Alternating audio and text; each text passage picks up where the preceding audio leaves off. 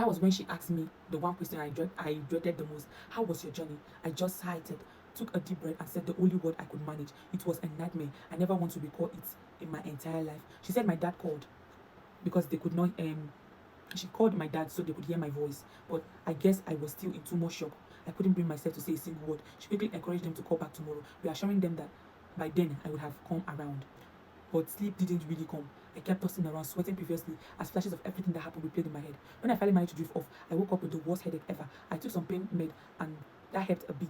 I spent the morning washing all my stuff, trying to shake off the weight of the journey. That was when my sister sat me down and told me what she unfolded on their own side when I was out there struggling. My dad was scared. He cried all night. My mom and my aunt had to stay by his side just to comfort him. My uncle even went down to the park desperate for answers. They tried calling the number, nothing. Tried the other passengers, all switched off. Everybody was on the edge. No sleep, no peace, just fear. My sister told me she cried and prayed endlessly, begging God to protect me. And then, what she said next broke, broke. If anything had happened to you, we wouldn't have survived it, especially that it would have torn everybody's apart. Hearing those words broke me completely. Right there, I realized God didn't just save me for me. He saved me because He knew what it would have done to my family if anything had happened to me. After that heart-to-heart talk, we went to register a new SIM, get a phone I needed for the job after my sister narrated my ordeal to them. They promised they would see what they could do for me. Later that evening, my sister's phone rang.